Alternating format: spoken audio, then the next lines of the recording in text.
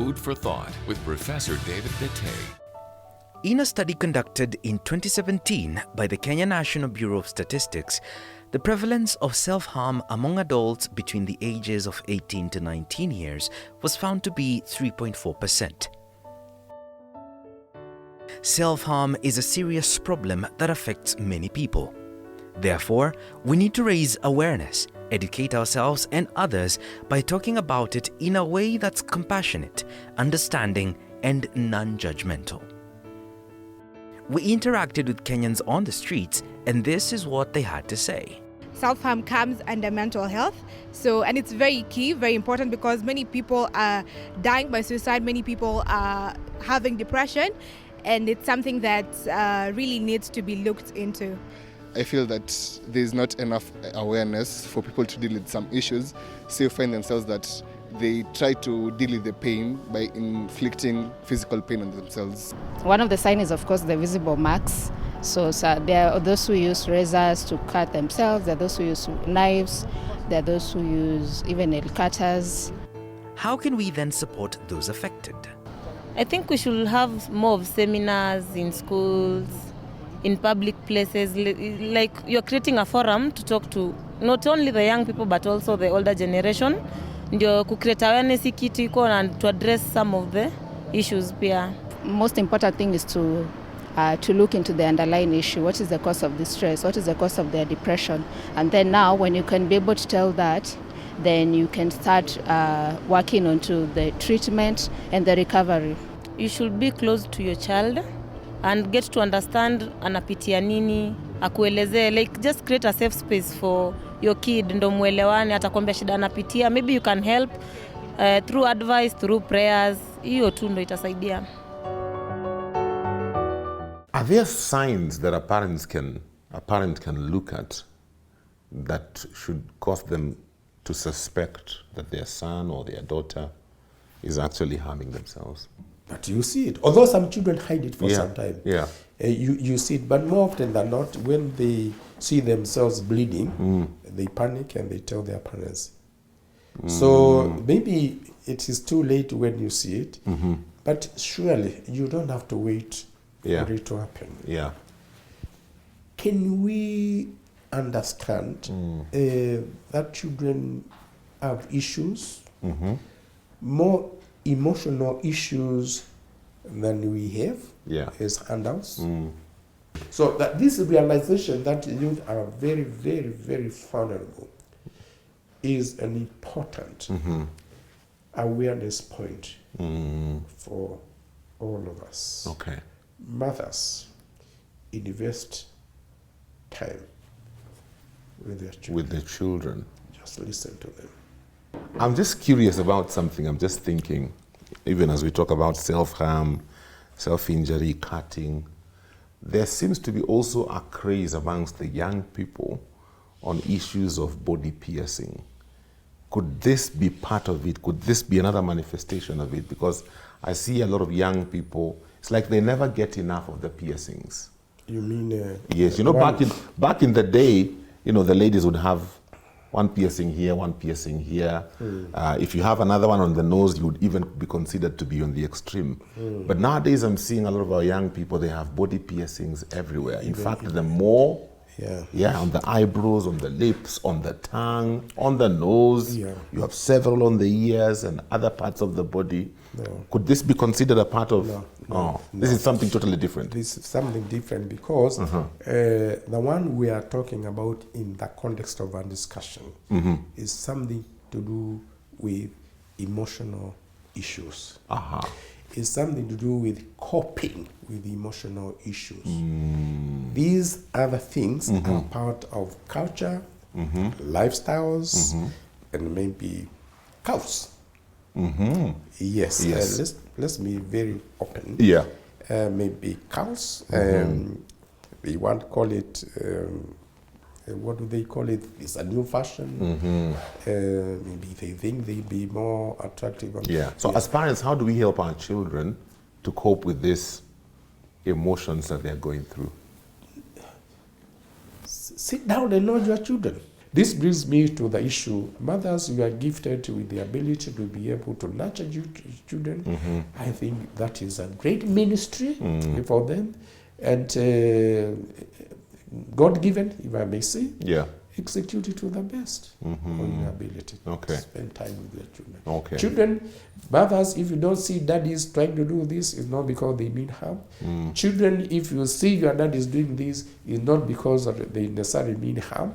They may have their own issues, but it's not by definition that they do not care. Okay. I think if we all start reading from the same script, Yeah. that I'm doing what I'm doing not because this is my own way of caring. Yeah, we let's bring all the resources, emotional, intellectual resources, to a common pool, and we share that information. Okay. I think that's the only way to go. Talking about the young people, do you think these conversations should be taken down to their level in high school, in primary school? Create more awareness, because there seems to be a lot of young people seem to be going through mental health issues and they don't know how to cope with it. And sometimes as parents, we are too busy. We hardly notice until it's almost tragic. Yes. What we are arguing is that the mental health of children is a concern for everybody. Yes. It is a concern for the parents. It is a concern for the clergy. Because when families have problems, where do they go? They go to the church. They go to their pastors. Yes. Yeah, we must accept that. Very true. You have a critically important role to play. They go to their teacher. They spend, just think about a northern child. How much time does he spend in the school? Yeah, it's a lot of time. A lot of time. Yeah. A lot of time. So getting the teachers involved, particularly the class teachers, the school counselors, is so vital. Getting the communities involved, yes, to understand what is going on in the communities, relationship within the families, and environment within the school, and very many other things that are going. Policymakers, school people who make decisions on mental health in schools. So I get very saddened when people start talking about school mental health. Yes. And they only focus in school. Let me put it this way. You cannot, if this is a school where we are, assuming this is a school, you cannot just come here and try to improve the mental health of these children in this school without taking into account the environment from which they come. Their homes. Their community. Aha. So school mental health must involve, determine not what happens in school, but what happens in the environment, what happens in the family. Yeah. So school mental health is not just what is happening in the school. It's much wider than that. Yeah. So if all of us get to understand all of these things, Yes. and we work synergistically, we work as in a complementary way, I think we have the high potential of improving children going to school to have better mental health, because the environment is supportive, the family is supportive. Yes. Therefore, their mental health when the school is also supported, and equally important, the clergy. Yes. Yeah, let's talk about it. Yeah, so that when children come to you, or you should be able to have some level of suspicion that there might be a problem. Let's talk to nurses and clinical officers who are working in the community, who are working in the community facility, dispensary, health centers, and hospitals, so that they can be able to recognize some of these symptoms and manage them. So that you don't want to create a situation where you identify a problem and you do nothing. You do nothing, yeah. Yeah? The teachers will be able to identify a problem and do something about it. The nurses and the clinical officers, in other words, we should also send them to where they can get help. Yeah. So you identify a problem, and also find out where they can get help is very important. It's an ethical issue. Let me also tell you something else. The children themselves are very important resource. If you engage, and we are talking about high school kids, Yeah. if you engage children and the peers in the schools to recognize their friends who are going through mental health issues, those peers in the same class or in the higher class Yeah.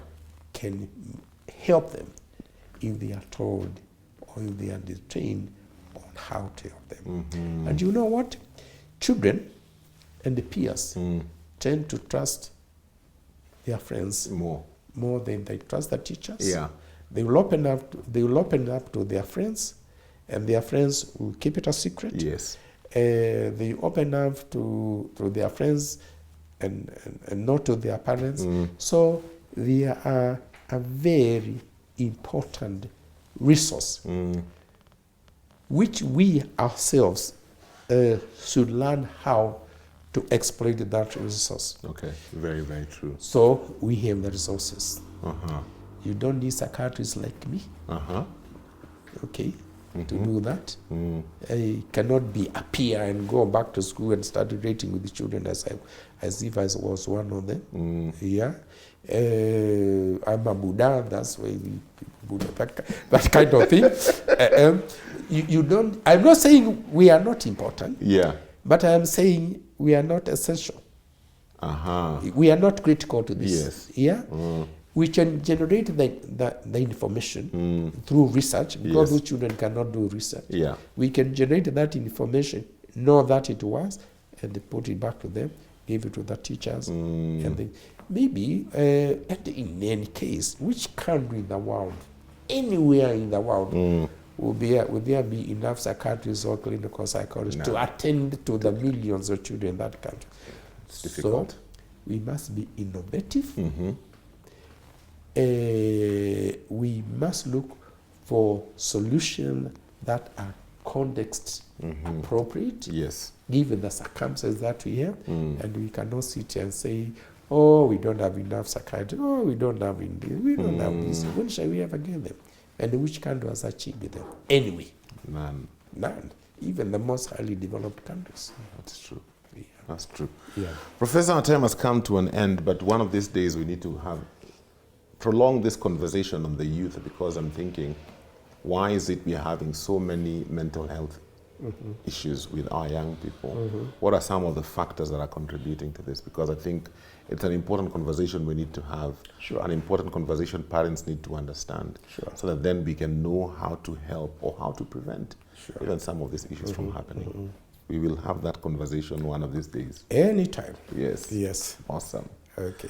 We are done for today. Thank you so much for your feedback and for being a part of this informative conversations.